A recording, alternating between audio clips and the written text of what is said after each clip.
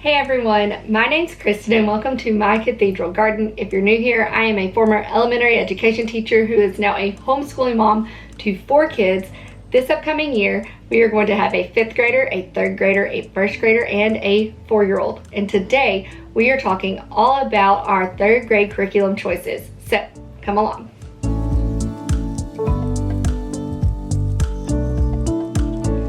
Before we get started, there is something that I want you to know about this particular kiddo as we head into telling you about what the curriculum is that I chose for him.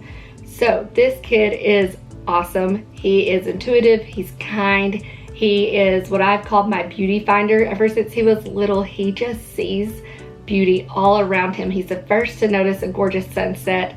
When he was little, I would often see him looking out. We had a big picture window in one of the houses we lived in, and I would say, "Owen, what are you doing?" Because he would just be staring outside, and he would say, "Oh, I'm just looking to see if it's a beautiful day today or not." You know, he is just one of a kind. His comprehension skills are through the roof, and his math skills are right on par. However, he does have some reading issues that we don't really know exactly what they are.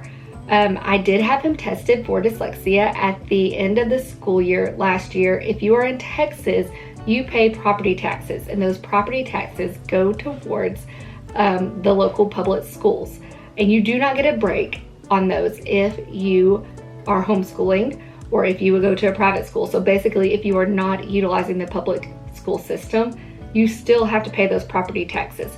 But because of that, you have access to some of the things at the school that they do, such as dyslexia testing, speech, things of that nature. So if you did not know that and you are homeschooling in Texas and have a kid that you think might need testing on something, you can do that through your local school system, and by law, they have to accommodate you. So make sure that you reach out if you have any questions, because that is what we did, and they did that kindly and easily. So I did have him tested for dyslexia at the end of the year last year, and it came back that he was not dyslexic, but the testing advisor, she did say there were some discrepancies that were just so strange because his reading comprehension level was below average, but his listening comprehension level was above average. So it's not as if he cannot comprehend, it is more like he is having trouble comprehending what he is reading. I believe that he might have Erland syndrome. I also believe that my husband has Erland syndrome, which is something that can present like dyslexia. And I do also believe, I've heard that reading issues like dyslexia and things like that can be hereditary. So it would not surprise me if this is the case. Erland syndrome is where words go in and out of focus on a page except for the words you're reading, or they spiral or they bounce. For him, my son, sometimes letters will flip-flop or he won't see some of them. So reading for sure has been a struggle for him. Let's get into it. Now that I've kind of given you that disclaimer, let's just go ahead and get started. One of the first things I did pick up for him is this Explode the Code. Now, we have never done anything with Explode the Code per se, although I have heard from multiple people that it is great. So I just grabbed this workbook at Mardell's, and it is 3.5, and it will just help him kind of reinforce maybe and fill in some of those gaps where he might have some trouble. So I am excited to have this for him and to be able to just utilize it where and when I see fit. I also went ahead and printed out, I have not bound it yet, I'm working on that, the first part, and I plan on printing out all the rest of it if necessary, of the Good and the Beautiful's Language Arts Level 2. Once again, if there have been any gaps, or if there is an area that I can see that he is still struggling on, for him right now, it's blends, which is so strange to me because it's consonant blends. And those don't change. Those don't come together to make a different sound, or you have to remember stuff. So it's funny to me that that's one of the things that can trip him up at times.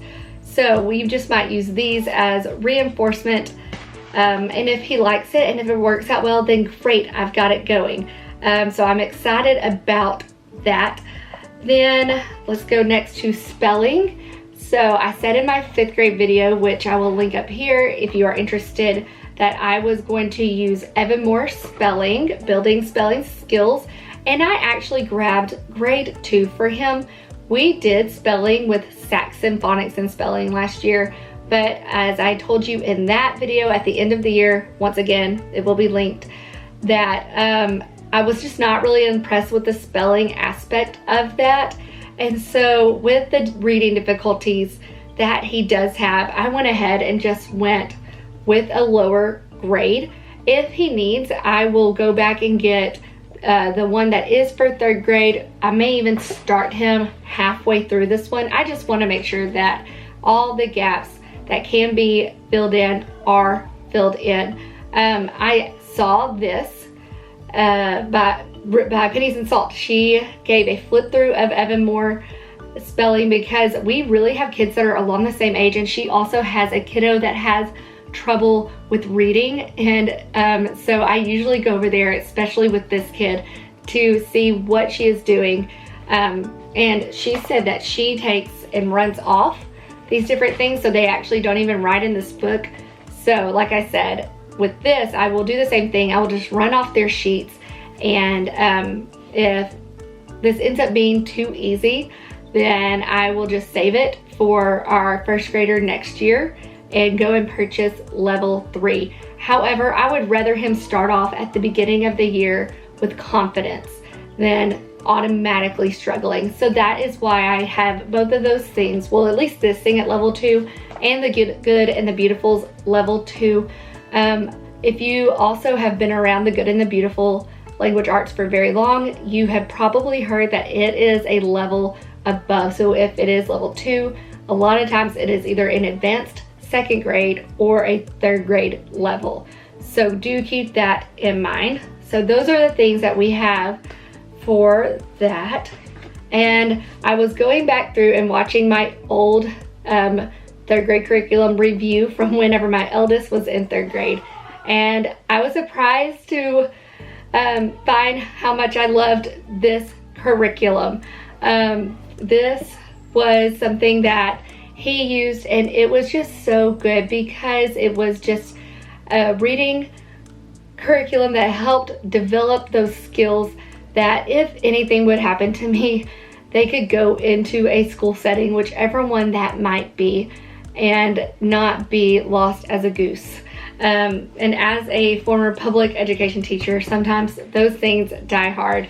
So this little book is called A Light Unit. And then all of the stories he will read are contained in this reader. I already had this because my eldest used it. But for example, in here, I'll kind of just show you a little bit of what they have and why I love it so much. So they have to read a story, and let me see here. Exploring the story. So they have to guess first. Before they ever read the story, they have to read a little blurb from it and infer what they think would happen. Oral reading, underline the name of the person who said each sentence, so they have to remember and recall who said what. Circle the letter to the answer of each question, so can they remember what happened in the story, you know, comprehension wise. Write the word from the box that completes each sentence of the people in the story. So there are definitely different things that it goes through. Oral reading by body language, how you should sit and read orally. A we remember section, so this is spiral. Study words. I mean, it is just incredibly comprehensive and just really good at making sure that they are understanding what they are reading. Now, this is definitely on the 3rd grade level, so we may not even start out the year with this, but maybe after the 1st month of school, when we have built up some confidence, we will head into this. For handwriting, I went ahead and picked up this writing and phonics, and it is level 2. And he was very upset when he saw that. He said, "Mom, everybody's gonna think I'm in 2nd grade." And honestly, it only says level 2 on the front of this. It says it nowhere else. But here's my reasoning for that. My eldest started learning cursive towards the middle of first grade. And I thought that that was going to be such a bad idea. We were in a private school hybrid system where he went to school part-time and we homeschooled part-time. And so I remember just telling those teachers, good luck. But it was so awesome. And the teachers had said, you know, you would think that, but you will be so surprised that those kids that have really bad print have wonderful cursive. And I do wonder if this possibly would help with some of the reading difficulties. Last year, I purchased for him the Good and the Beautiful Handwriting Level 3, even though he was in 2nd grade, because I wanted him to start learning cursive, and it was okay. I do have a full review of that. Link it up here again in the curriculum choices from last year, but he was not really connecting anything and being able to write a sentence in cursive with all letters connecting by the end of last year. And so I was kind of like, oh man, what a waste of a year.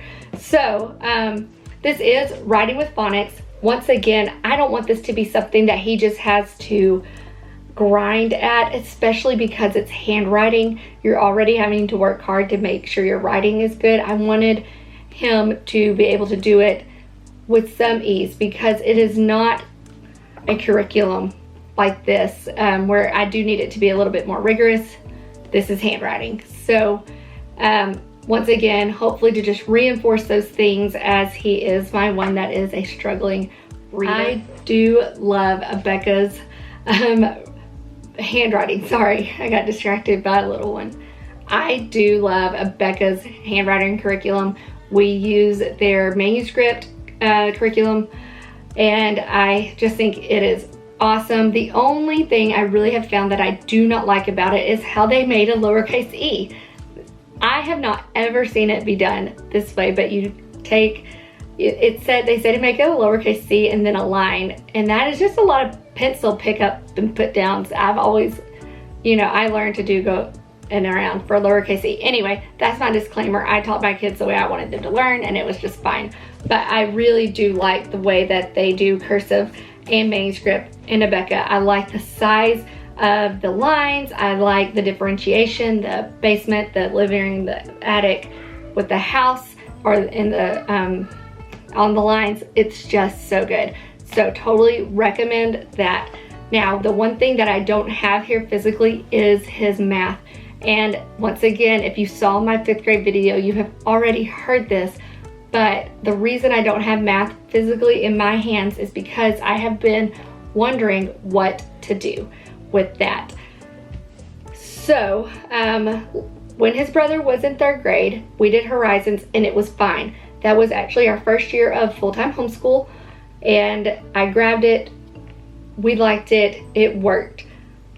I will say the teacher's manual, even though it is this thick, is lacking in instruction. It will give you objectives that the kids will need to learn for that particular page and lesson, but it won't tell you how to teach it. So I did not want to do that again.